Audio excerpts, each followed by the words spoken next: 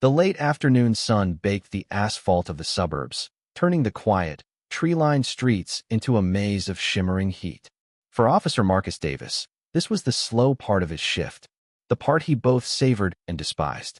He called it the lull, the hours between the end of the school day and the beginning of the evening rush. It was a time of deceptive tranquility, a time when the entitled residents of the Northwood district floated from one air-conditioned bubble to another, from their oversized homes to their luxury SUVs to the artisanal grocery store.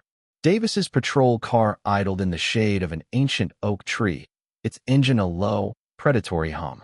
His gaze swept over the intersection of Elm and 3rd, a four-way stop that the locals treated more as a suggestion than a command.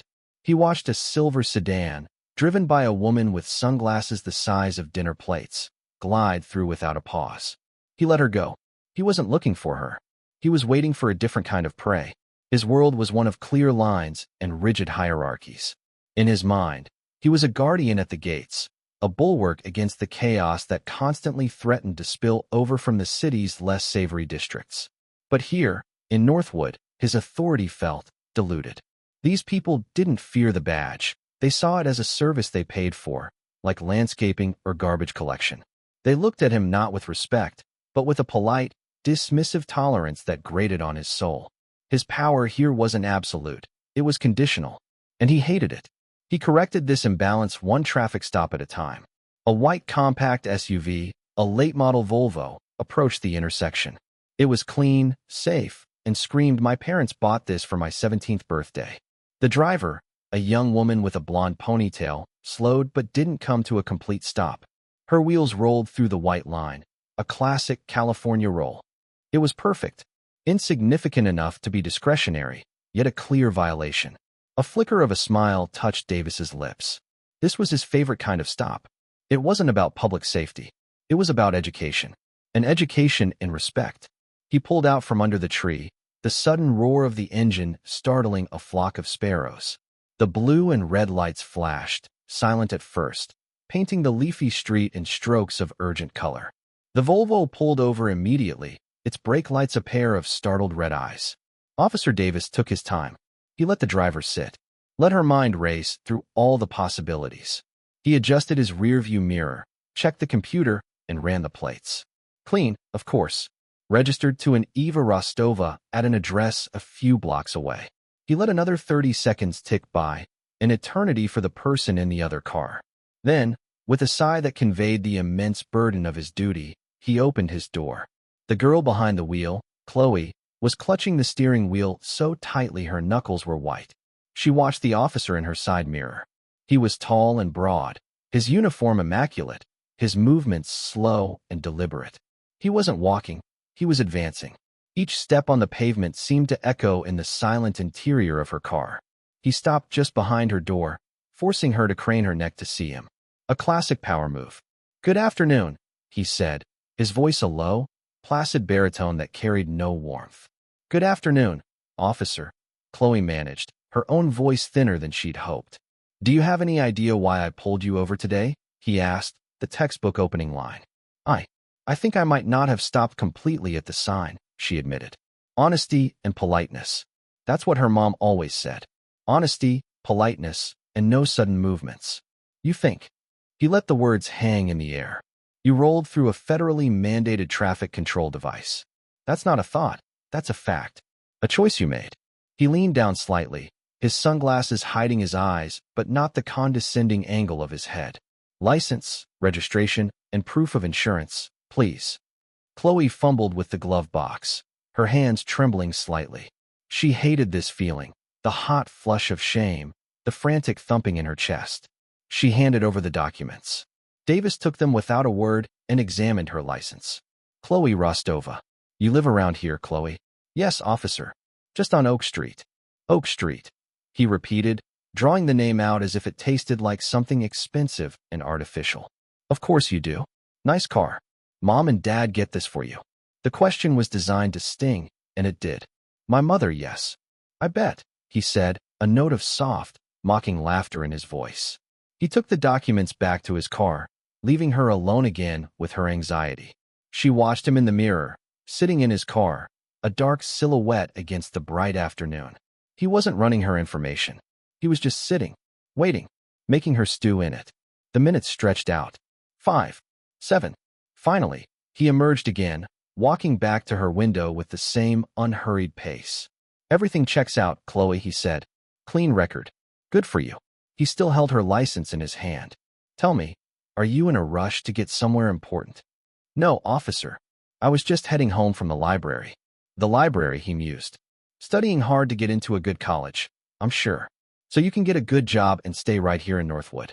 Keep the cycle going." His tone was coated in a syrupy, patronizing sweetness. It must be nice, not having any real problems. Chloe's fear was slowly being replaced by a bewildering sense of injustice. What did her neighborhood or her car have to do with a stop sign? "I'm sorry if I—" "You see," he interrupted, his voice dropping, becoming more intimate, more menacing. "The rules are for everyone, even for little girls in safe cars and safe neighborhoods. Some might say especially for you, because you're the ones who think you're above them." Tears pricked at the corners of Chloe's eyes. It was the humiliation, the sheer unfairness of it all. He wasn't a police officer. He was a bully with a badge. In a desperate, foolish attempt to make him see her as a person, to connect with him on some level of authority, she said the wrong thing. "Look, my mom. She's a colonel in the army. She works in counterterrorism. I really don't want to cause any trouble for her. Can you please just write the ticket?" The reaction was instantaneous. Officer Davis threw his head back and laughed. It wasn't a loud laugh, but it was deep and filled with a genuine, cutting amusement that was far worse than shouting.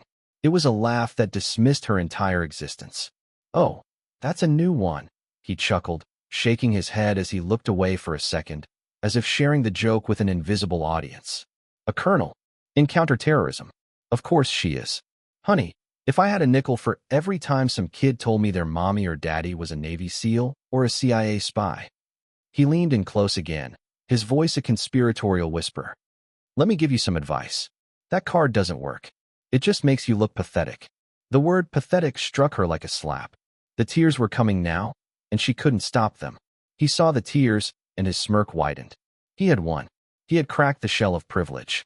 "Now, I'm feeling generous today, so I'm just going to write you a warning. But first, I want you to step out of the car." "What? What?" "Ma'am, step out of the vehicle." His voice was suddenly cold, all false pleasantry gone. It was an order. Shaking, Chloe complied, her legs unsteady as she stood on the hot asphalt. He made her stand on the curb while he inspected her vehicle from the outside, walking a slow circle around it, making a show for any passing cars. It was pure, undiluted degradation. And in that moment, as he reveled in his petty tyranny, Chloe's mother's voice cut through the panic. It wasn't her comforting voice, but her other one. The one that was calm, clear, and absolute. The voice that gave instructions. If you are ever in a situation with an officer who is not behaving professionally, you do not argue. You do not resist. You comply. And you remember the protocol. Do you understand, Chloe? You asked to make one call. Chloe straightened up. Her tears stopped. She wiped her face with the back of her hand, her expression hardening from fear to resolve. Davis finished his pointless inspection. "All right. I think you've learned something today. You can get back in your car." As she reached for the door, Chloe paused. "Officer," she said, her voice steady and devoid of emotion. "Before you go, may I please make one phone call?" He squinted at her, intrigued by the sudden shift in her demeanor. The crying girl was gone. "Oh, calling Mommy the Colonel to come save you," he sneered. "Sure. Go ahead. This should be good." Chloe slid back into the driver's seat, picked up her phone, and navigated to her mother's contact. Her thumb hovered over the name for a second, then pressed down. It rang once before it was picked up. There was no greeting, just silence on the other end. In a clear, even tone, Chloe spoke the words her mother had drilled into her years ago, the phrase she had never had to use. "Mom, I'm at the corner of Elm and 3rd. Activate protocol, Spartan." She ended the call. Officer Davis, who had been leaning against his patrol car with a smug, expectant look on his face, just snorted. "Protocol, Spartan," he mocked. "Is that from a video game?" He pushed himself off the car, ready to deliver his final lecture and leave. He didn't know it yet, but he hadn't just written a warning. He had tripped a wire. And somewhere across the city, a system, infinitely more powerful and unforgiving than his own, was beginning to move. His world had just started to crumble, and he was laughing at the sound of the foundations cracking.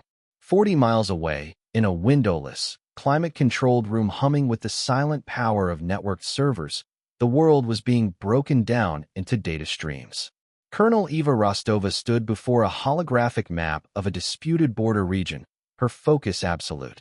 She was surrounded by analysts and headsets, their faces illuminated by the green and blue glow of tactical displays. They were in the middle of a delicate, high-stakes simulation.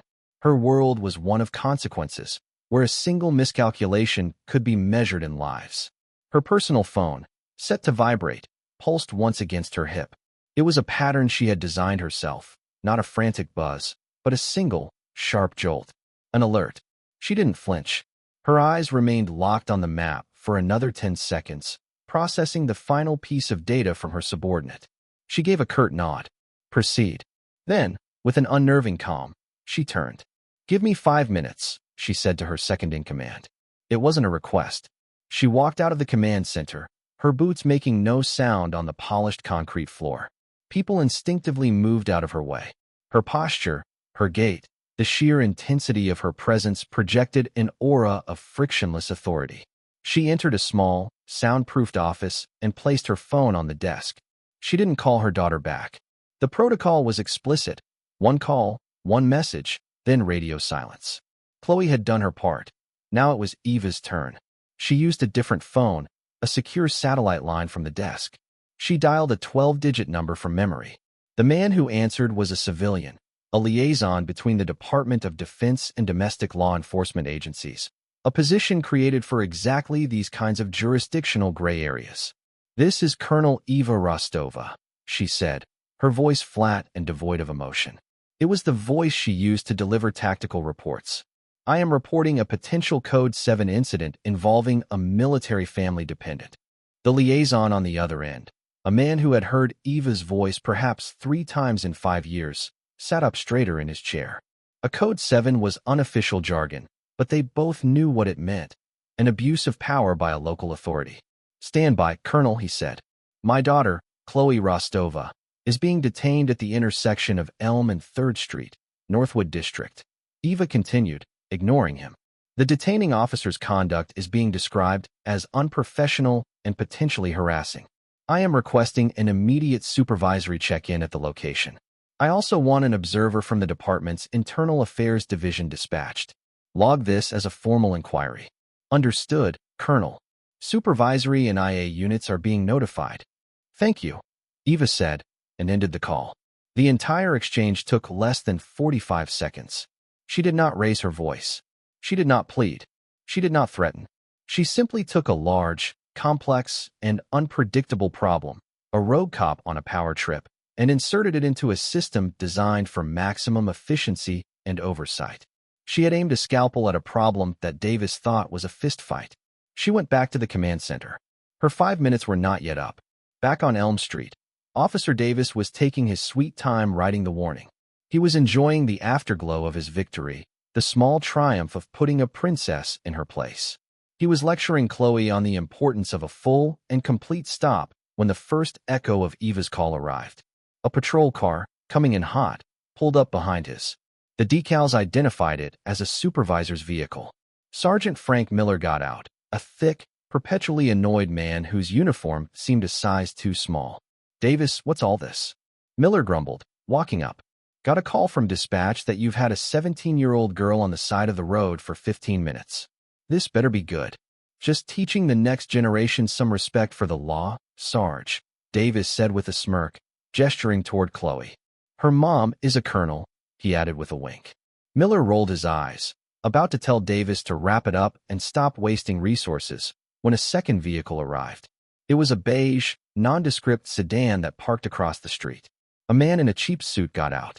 He wasn't a cop in uniform, and he wasn't a detective. He had the weary, cynical look of a man who investigates other cops for a living. Internal Affairs. The smirk vanished from Davis's face. Sergeant Miller's expression soured, his annoyance curdling into wary concern. What the hell is he doing here? Miller muttered under his breath. The IA officer, Captain Hayes, didn't approach them.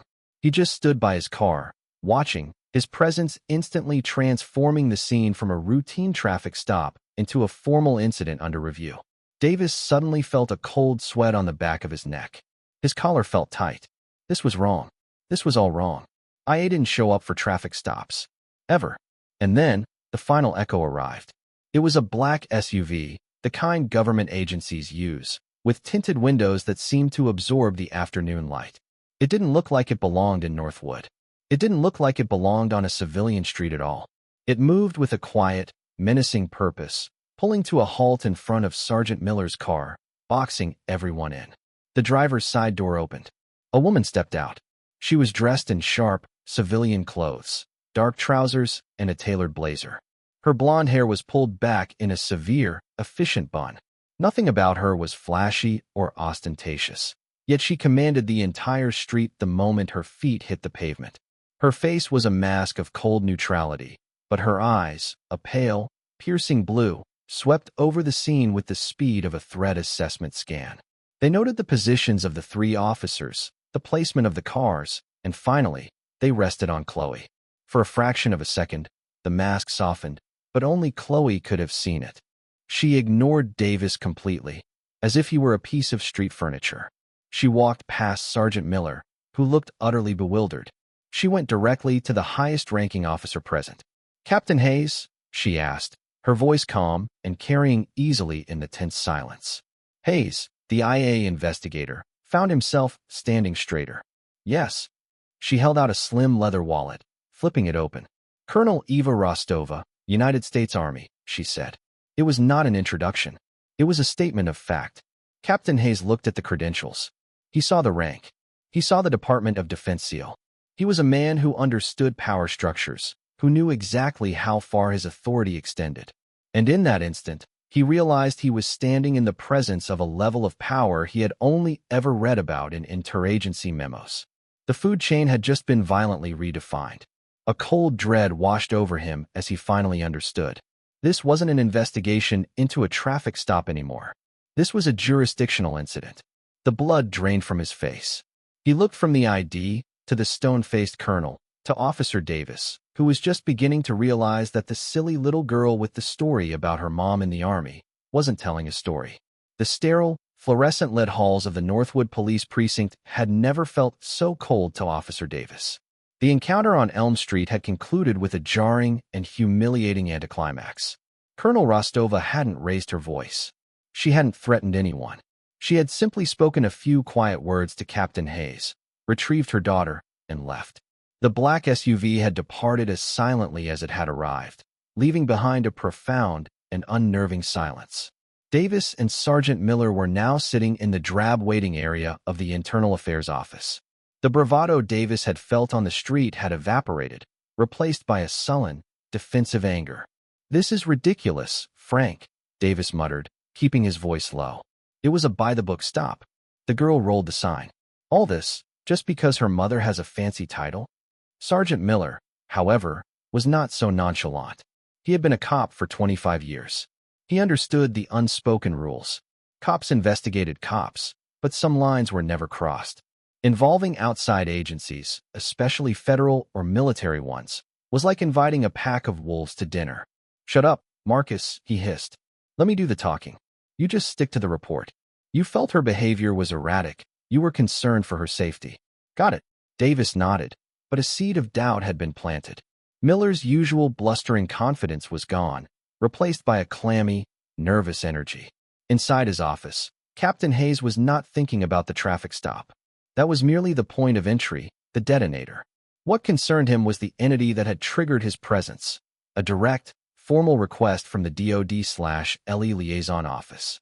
A request like that didn't just appear out of thin air. It came with immense institutional weight. It meant that this investigation would be monitored. It meant there was no room for error and no possibility of making it quietly disappear. His first action was to pull Officer Marcus Davis's full-service jacket and complaint history. A young IA aide wheeled a cart over with a file box. It wasn't a thin folder. It was a brick. Hayes opened the first file, labeled Informal Complaints. His eyebrows rose. Then he opened the second, Formal Civilian Complaints. He began to read. and a familiar, sinking feeling settled in his stomach. It was the feeling he got when he stumbled upon a rot that had been allowed to fester for years. The incident with Chloe Rostova wasn't an anomaly. It was a signature. The complaints went back 7 years, to when Davis first transferred to the Northwood precinct. The names and dates were different, but the stories were eerily the same.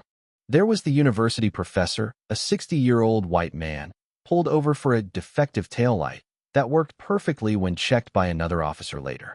The professor's complaint detailed Davis's sneering comments about his cushy academic life and how people who live in ivory towers think they're above the law.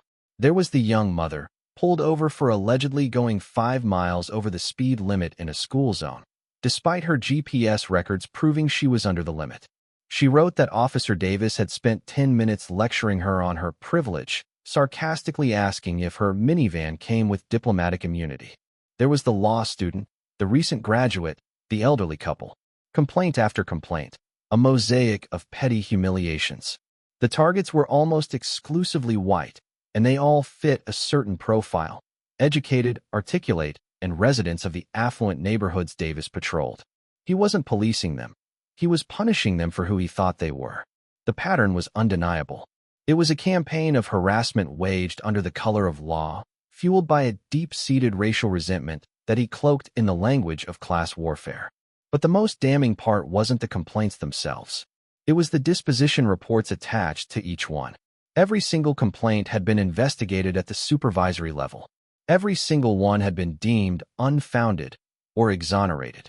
And every single disposition report was signed by the same man, Sergeant Frank Miller. Hayes leaned back in his chair, the squeak of the vinyl loud in the quiet room. This was no longer about a single officer with a chip on his shoulder. This was a conspiracy, a small one, localized to a single shift, but a conspiracy nonetheless. Miller wasn't just a supervisor. He was an enabler.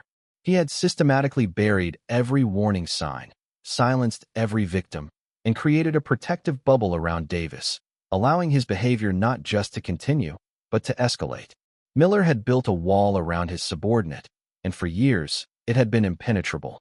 But today, something had punched through that wall, a force that Miller and Davis couldn't comprehend. Colonel Eva Rostova hadn't just called in a complaint. She had launched a precision-guided missile into the heart of their corrupt little kingdom. Hayes picked up his phone. He didn't call Davis or Miller into his office yet. Let them sweat. Get me Sergeant Frank Miller's service jacket and his complaint history, he said to the aide on the other end. And I want a list of every officer who has served under his direct command in the last 5 years. We're not just investigating an officer anymore. We're investigating a shift. He hung up the phone and looked at the mountain of files on his desk. The case had just expanded tenfold. It was no longer about a scared teenage girl and a power-tripping cop. It was about a systemic infection, and Captain Hayes knew, with absolute certainty, that the people watching from the outside would not be satisfied until he had cut it all out. For 2 days, Captain Hayes conducted interviews.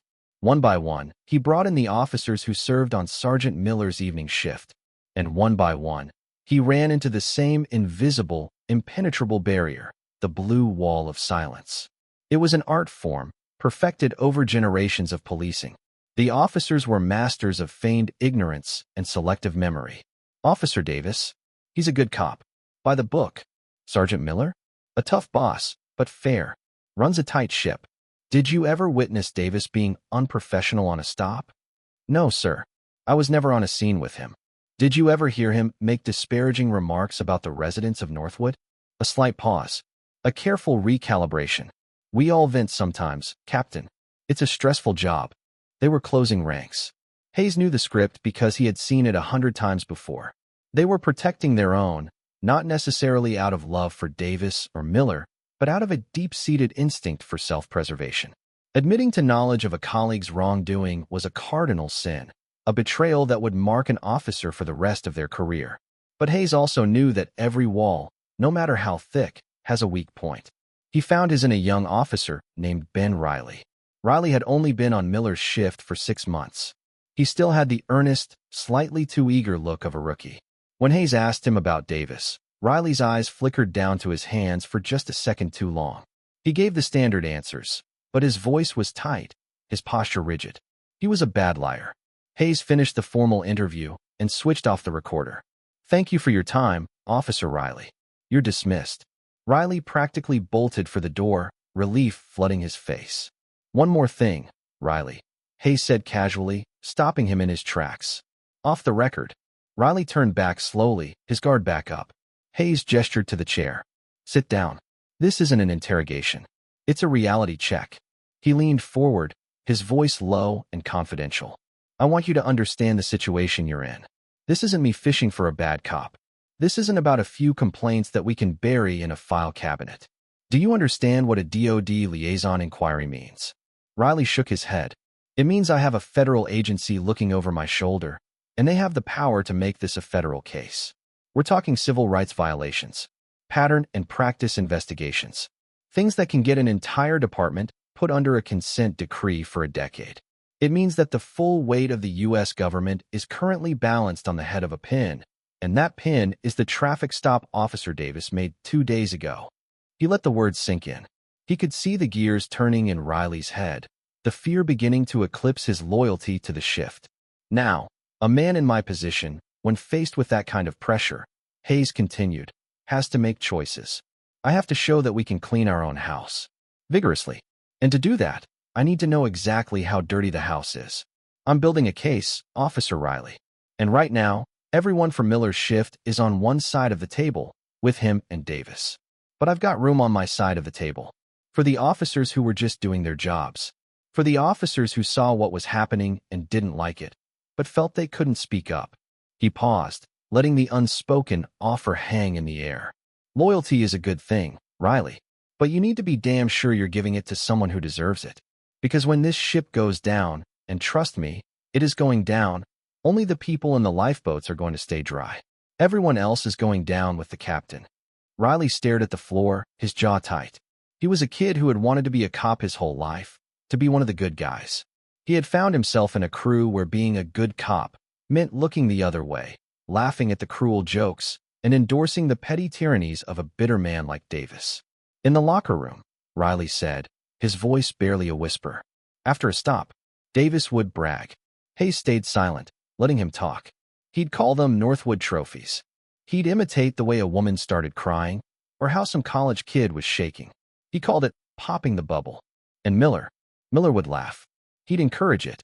He called Davis his attitude adjuster. He said Davis was the only one on the shift who wasn't intimidated by a Lexus and a law degree. It was the first crack, and it was all Hayes needed. "Was there a specific incident you remember?" Hayes asked gently. Riley nodded. "About a month ago, Davis pulled over some old guy, a doctor or something. Said the guy was disrespectful. He wrote him 5 tickets. 5. For one stop. Failure to signal, unsafe lane change, cracked windshield, stuff he makes up on the spot. Later, I heard Miller on the phone, telling someone from the DA's office to make sure those stick. They were working together. With that, the dam broke." Riley's testimony gave Hayes the wedge he needed. His next interview was with another officer from the shift, a veteran named Costello. "Costello, I've just taken a sworn statement from Officer Riley." Hayes began, his voice firm. His statement describes a pattern of targeted harassment by Officer Davis, a pattern that was knowingly concealed and encouraged by Sergeant Miller. He recalls specific incidents, dates, and conversations. "Now, I'm going to ask you again, have you ever witnessed behavior of this kind?" Costello's face went pale. The fear of being implicated, of being caught in a lie when another officer had already turned, was a far more powerful force than the blue wall. His loyalty to Miller and Davis vanished in a puff of self-preservation.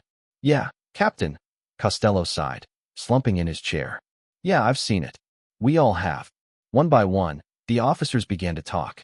The stories poured out, corroborating and expanding on what Riley had said. They painted a picture of a unit held hostage by Miller's ego and Davis's prejudices. Miller was the king, and Davis was his knight, and anyone who wasn't with them was against them. They spoke of Miller reassigning officers who questioned his methods to overnight shifts in the worst parts of the district, of him losing paperwork that might reflect badly on Davis. The blue wall hadn't just cracked. It had been demolished. The investigation had started with a single complaint.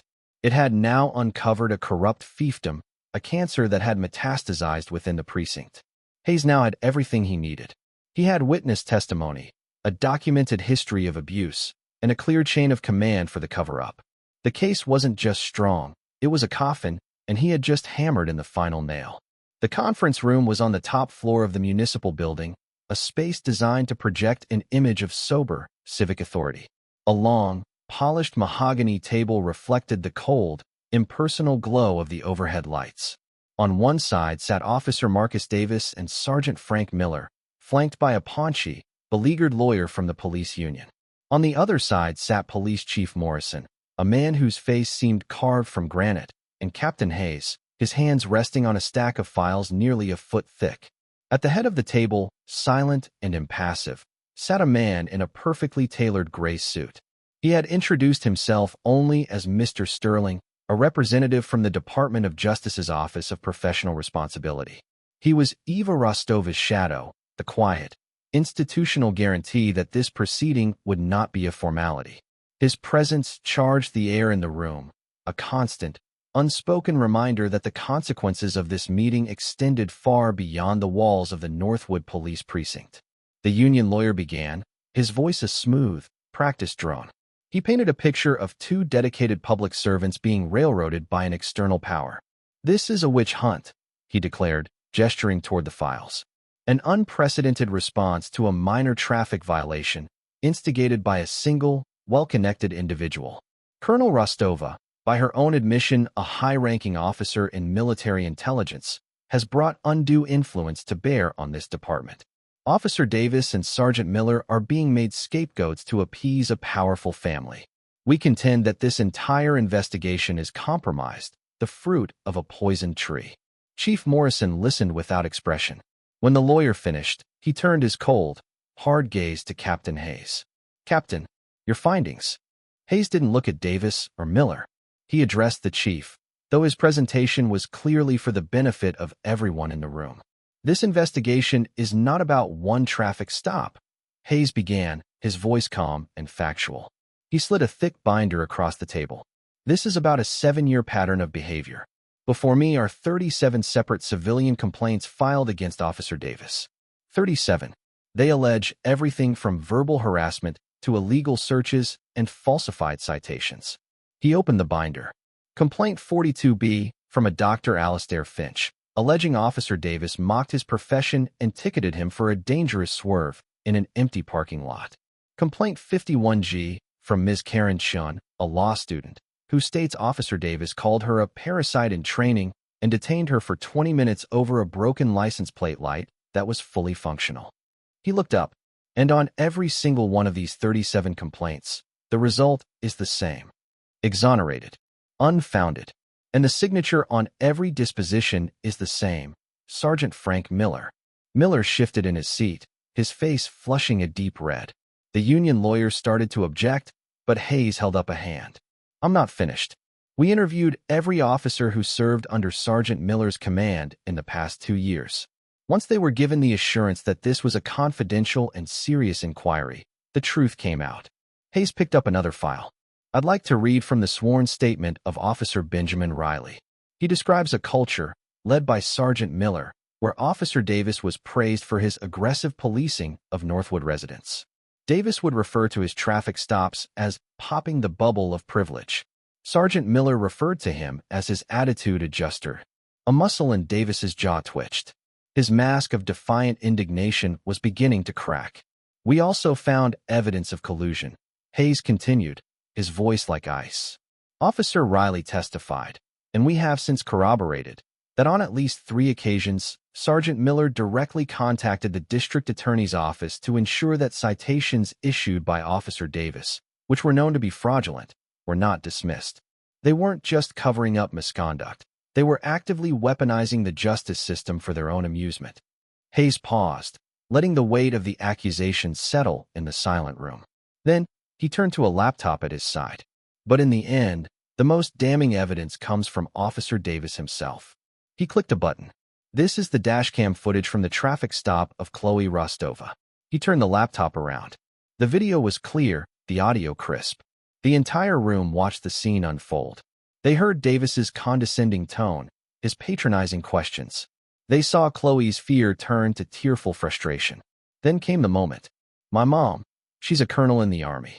Officer Davis's laugh filled the conference room. It was deep, ugly, and dripping with contempt. The sound was obscene in the sterile environment. Then came his words, clear as a bell. A colonel. In counterterrorism. Of course she is. That card doesn't work. It just makes you look pathetic. The final line, the one that sealed his fate, echoed in the silence. Protocol Spartan? Is that from a video game? Hayes stopped the video. No one spoke. Davis stared at the dark screen, his face ashen. His own voice, his own arrogance, had just convicted him more surely than any witness could. Miller looked down at the table, a man who knew the game was over. Their lawyer sat with his mouth slightly open, his entire defense strategy vaporized by a 5-second audio clip. Chief Morrison's voice, when he finally spoke, was low and trembling with a tightly controlled rage. It is the finding of this council that Officer Marcus Davis and Sergeant Frank Miller have engaged in a prolonged pattern of gross misconduct, abuse of authority, dereliction of duty, and conduct unbecoming of a police officer. You have not just failed this department. You have betrayed the badge you wear and the public you swore an oath to protect. He stood up, his chair scraping back harshly. Effective immediately, you are both terminated from the Northwood Police Department. Your badges and firearms will be surrendered before you leave this building. Your pensions are forfeited. And this entire investigative file, he slapped his hand down on the mountain of paper, is being delivered to the district attorney's office with my strongest recommendation for criminal prosecution on charges of felony obstruction of justice and multiple counts of abuse of power. Davis looked up, his face a mask of disbelief. You're firing us. The chief's eyes were like chips of ice. No, Mr. Davis. I'm taking out the trash. At the head of the table, Mr. Sterling, the man from the DOJ, closed his leather-bound notebook, stood up, and gave Chief Morrison a single, almost imperceptible nod. His work there was done. Justice, swift and merciless, had been served.